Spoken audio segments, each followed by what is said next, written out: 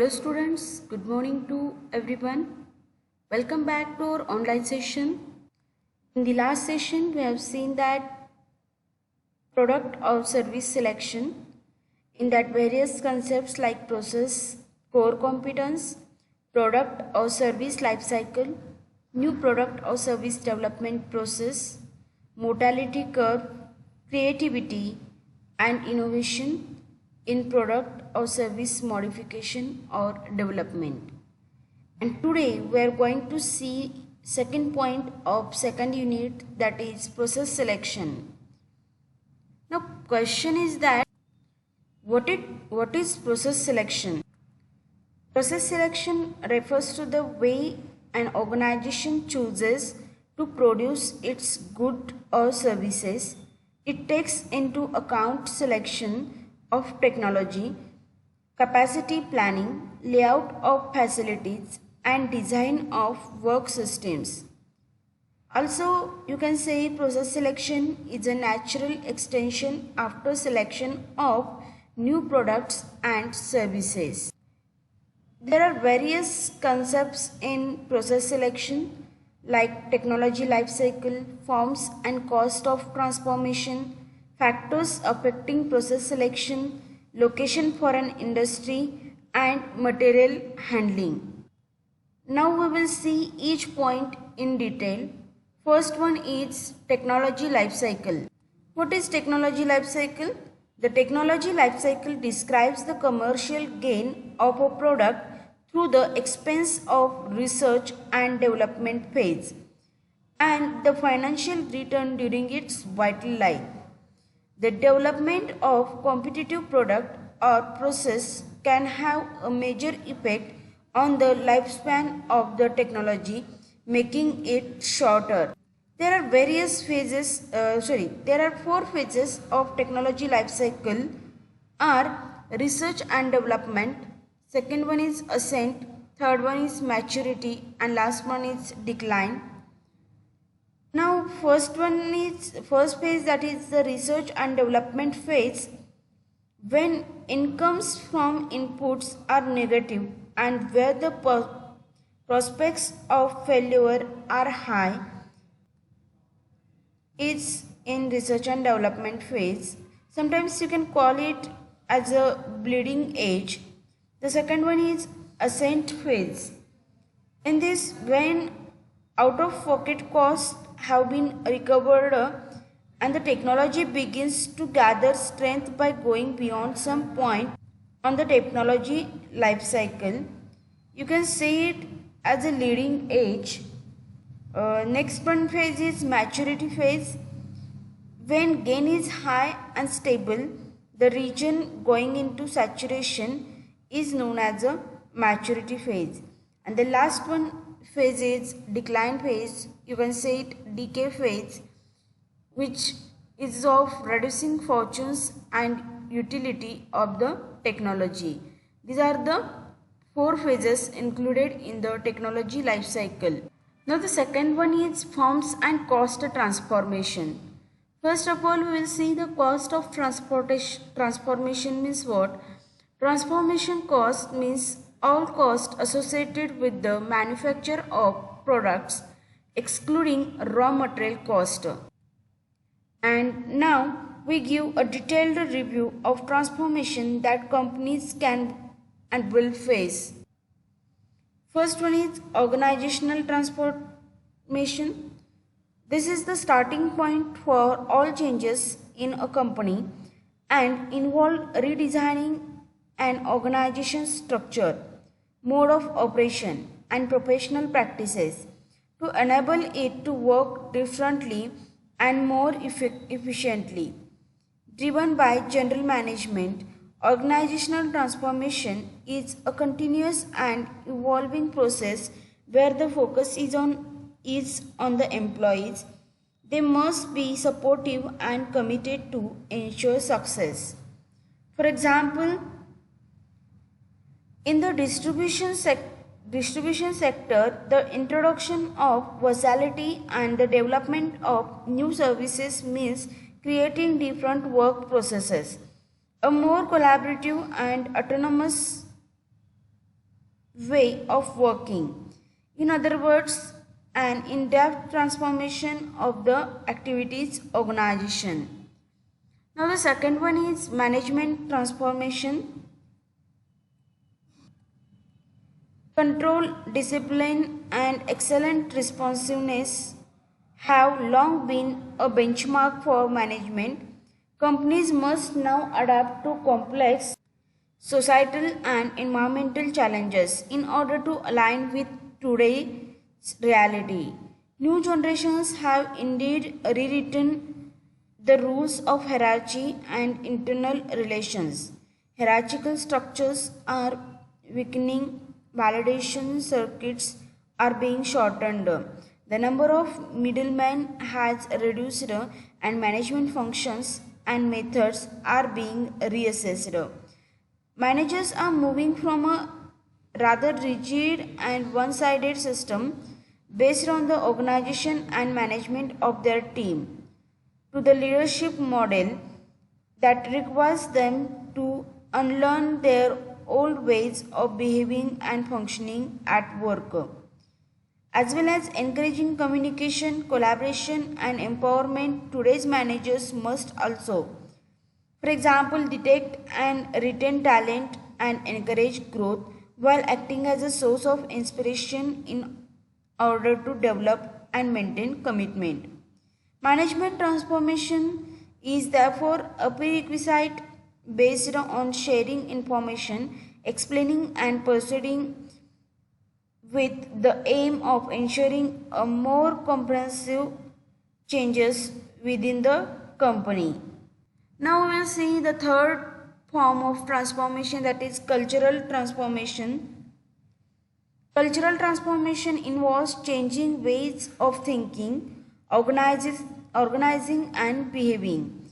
It is a source and consequence of the rules that govern the life of the company, both in its structure and in its operation or its expertise, and therefore introduces a notion of separation from recurrent everyday behavior. Today, changing corporate culture means changing life, changing the individual and collective state of mind to achieve well-being and combine freedom with sustainable performance. Since implementing such changes is a delicate process, it can take up to 5 years. Cultural transformation comes into its own when a merger takes place between two companies with different cultures, as the two cultures must be assessed in such a way to promote cooperation and thereby resolve differences and together find a new way of thinking. Now the next form is information system transformation. Information system transformation is a core feature of transformation of any company and a key growth driver impacting all its information management resources, that is technologies, processes and people.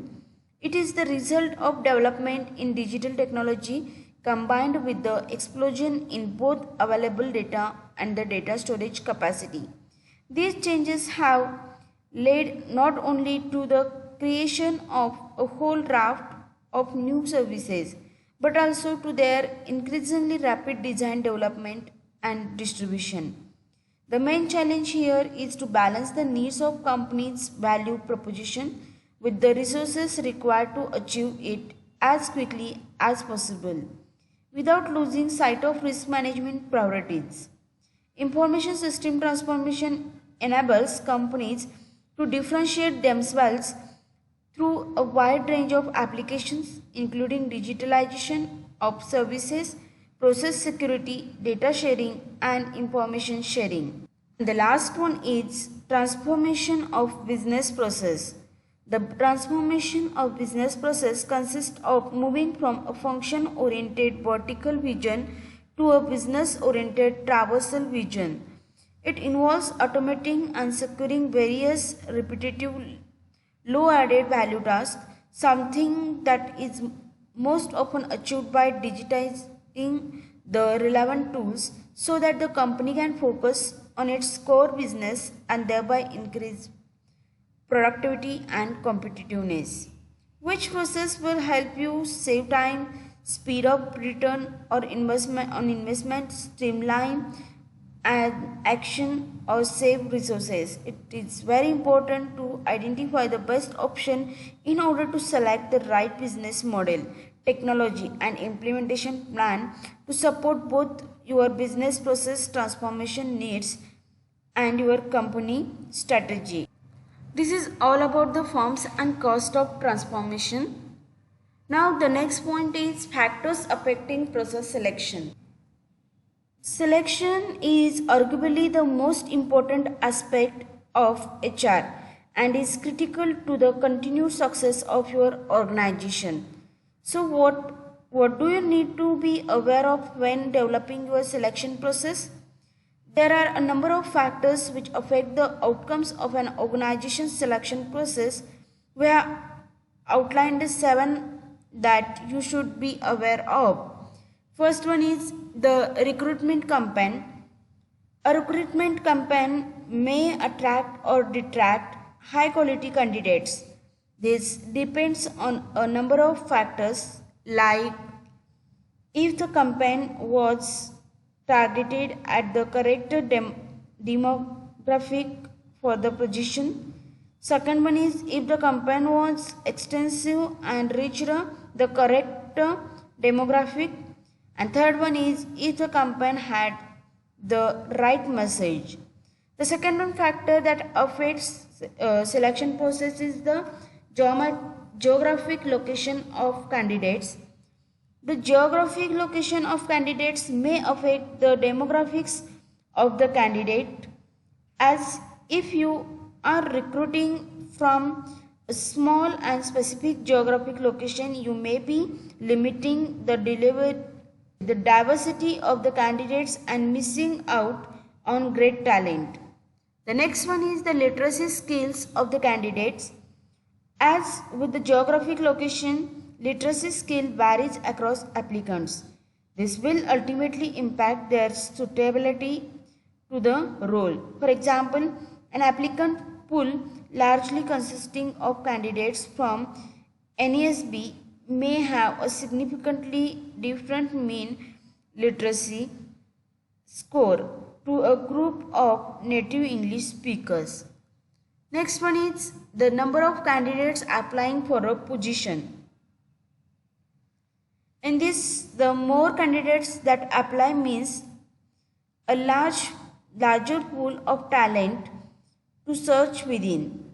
This then translates to a greater chance of identifying high quality candidates that are suitable for the role. Next one is the correct use of assessment. It is critical that the correct assessment is used in order to identify the correct target group. If an assessment is not appropriate for a particular role, then there is a risk of them being rejected when in fact they had the correct skills for the position. Next one factor is attractiveness of position. Some roles are more attractive than others. The more attractive the role, the more likelihood of the attracting high quality candidates. This can include the types of responsibilities, the perks and the culture of the organization. And the last one is the selection process itself. The likelihood of identifying a quality candidate depends on the selection process used. If you follow the best practice method where candidates are assessed at the first selection round and they receive regular feedback during the process, this can increase your chance to find the best candidate for the role. This is about the selection process, factors affecting on the selection process. Now the next one is location for an industry. But before to start the location for an industry, I want to say in the last point, by being aware of how these 7 factors can either positively or negatively affect your selection process, You can ensure you receive high quality candidates that will be suitable for the role and ensure continued success for your organization. And now we will see the next point, that is location for an industry.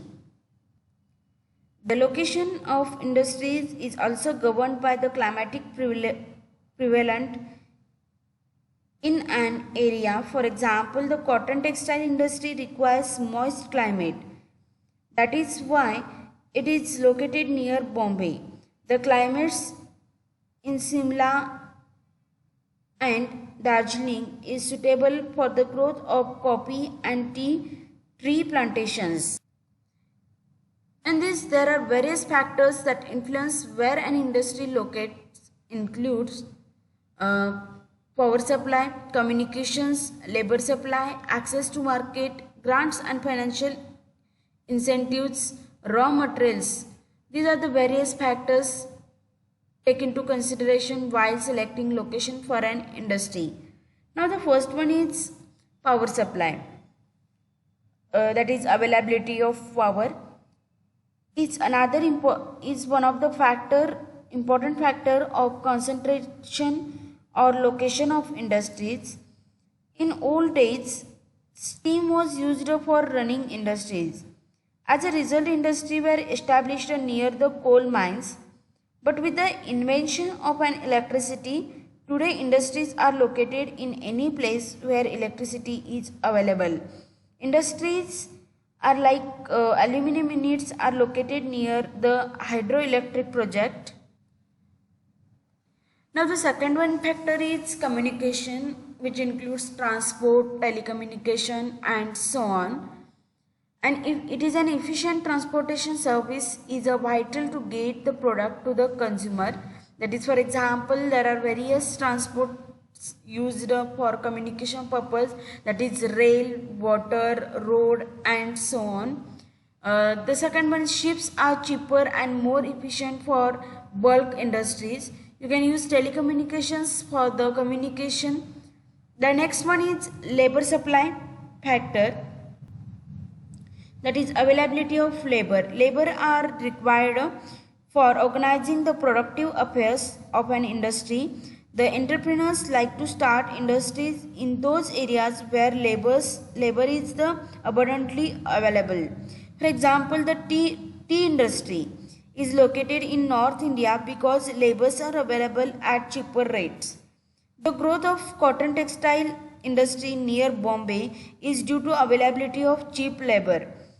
Max Weber described raw materials, power, transport, markets, labor as the primary factors. The availability of adequate skilled and unskilled labor of normal wage rates is a critical factor favoring manufacturing activity in the related regions. If an area has overriding natural advantages or geographical endowments, then absence of local labor will not hinder the location of the industry in that area. Labor can be recruited from the adjoining regions, but by the large industries requiring permanent personnel have to be located in densely populated areas which have the potentials of labor supply. It is not, however, absolutely necessary that there should be prior existence of abundant labor in the area being considered for location. The region or the site should be such as to attract adequate and skilled labor of the required type from distinct as well as adjoining areas. Now the next one is access to market, that is nearness to the market. This is a chief factor governing the location of all industry in modern period. Several advantages are secured when an industry is established near the market. The sales position will increase, production can be carried on in accordance with the changes in the consumer's task economy. Economics of transport can be secured in importing raw materials. Hence, the modern entrepreneurs prefer to establish industries near the marketplace. Naturally, industries tend to grow in areas close to the market where sufficient demand for the concerned products exists. Location of industries in the heart of markets enables the entrepreneurs to dispatch the finished products with minimum cost of transport. Nearness to market will also make it possible for the manufacturers to render rapid services to the consumers, to provide after-sale servicing facilities and to execute replacement orders with least delay. Now the next one is grants and financial incentives. It is usually come from the governments, that is direct and indirect. Government encourages investment by offering advantages like low taxes, cheap land, and so on. And in indirect, improving infrastructure that will attract business. For example, a new fast highway for a business to be located. Finance is the prime factor determining the advisability of starting an industry, but capital being mobile, location of an industry may not be rigidly influenced by availability of capital in an area. Capital or financial resources can be brought from other areas, even from foreign countries, to locate the industries in a region otherwise deemed suitable.